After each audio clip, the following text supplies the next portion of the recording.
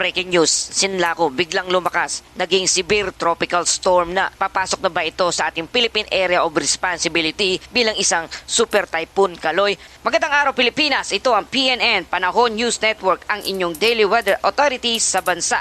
Para sa real-time updates ng ating panahon, i-like, i-share at i-subscribe ang aming channel.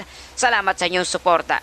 Mga kababayan, ngayong araw ng Sabado, April 11, 2026 na po tayo. Narito na ating update sa panahon. Opisyal lang naging isang severe tropical storm ang dating tropical storm Sinlaku. Huling lokasyon nito ay nasa layong 2,715 km silangan ng northeastern Mindanao. Taglay na nito ang lakas ng hangin na 110 km per hour malapit sa gitna at may pagbugso na umaabot na sa 135 km per hour. Kumikilos ito almost stationary at hindi ito gumagalaw masyado. Mga kababayan, mabagal at halos hindi ito gumagalaw. Patunay na nagpapalakas pa ang bagyong Sinlaku. Ano ang ibig sabihin ng paglakas nito? Mga kababayan, mahalaga maintindihan nito, kapag mabagal ang galaw ng bagyo, mas matagal itong nasa mainit na karagatan, mas maraming energy ang na-absorb nito at mas mabilis itong lumalakas. Ibig sabihin, mataas ang posibilidad na maging isang typhoon ito sa mga susunod na araw. Base sa ilang international forecast models, posibleng maging isang typhoon ito ngayong weekend at maaari pang maging isang major typhoon o super typhoon sa darating na susunod na linggo. Ibig sabihin mga kababayan, mainit ang dagat sa Western Pacific. Sa ngayon, wala pa itong direktang epekto sa ating bansa at walang ulan o hangin mula rito dito sa ating bansa sa kasalukuyan. Ayon sa Pag-asa, maliit pa rin ang tsansa ng landfall at hindi inaasahang tatama ito sa kalupaan. Ang tanong ng marami, papasok ba ito sa ating Philippine Area of Responsibility o PAR? Ang sagot ay posibleng pumasok by mid to late next week. Kapag pumasok ito mga kababayan, papangalanan itong bagyong Kaloy ang ikatlong bagyo sa taong 2026 at ikauna-unahang bagyo naman sa buwan ng Abril. Sa ating mga kababayan diyang nasa Guam, Saipan at Mariana Island, mas mataas ang concern natin dito sa ngayon dahil doon posibleng dumaan malapit ang bagyo habang ito'y lumalakas. Mga kababayan, ayon sa ating imagery map na nakikita ninyo, mayroong posibleng dalawang senaryo ang track ng bagyong Sinlaku. Una ay papasok sa ating Philippine Area of Responsibility bilang isang bagyong Kaloy.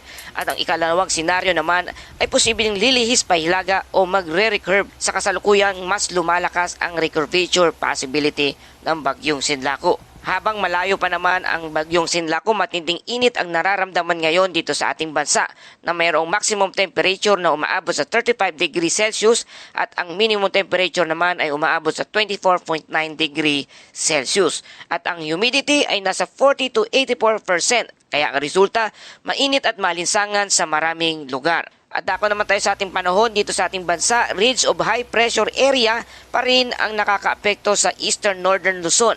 Ang bunga nito ay maaraw at mainit. Sa Metro Manila at sa buong bansa, partly cloudy to cloudy skies with isolated thunderstorm ay posibleng maranasan sa iba't ibang bahagi ng ating bansa.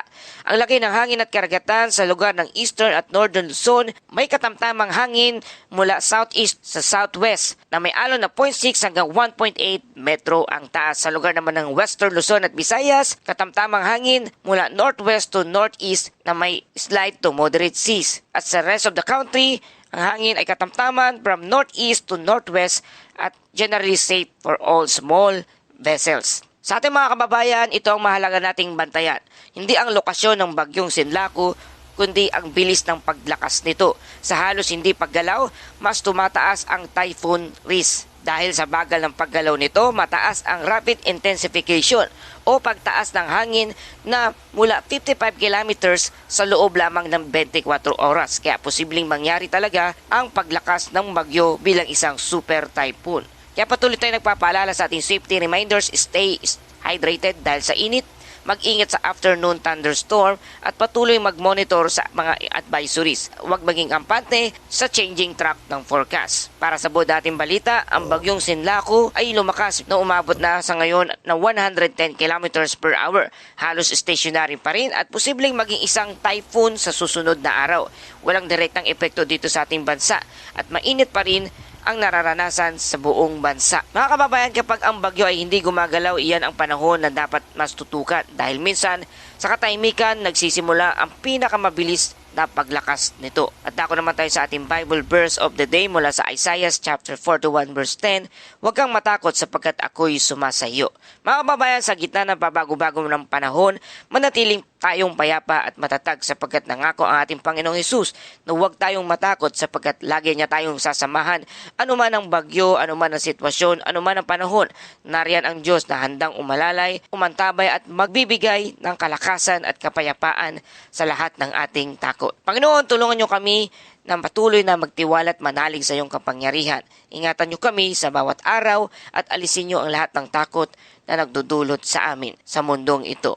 Ito aming dalangin sa pangalan ni Jesus. Amen. At yan po ating update sa panahon sa araw na ito. Salamat sa inyong patuloy na pagtutok at pagtangkilik dito sa ating channel. Ito ang PNN, Panahon News Network. Laging maging handa sa anumang pagbabago ng panahon. Para sa susunod na ulat, please like, share, and subscribe na kayo para lagi kayong updated dito sa Lagay ng Panahon. At yan po ang ating balitang panahon. Hanggang sa muling ulat panahon.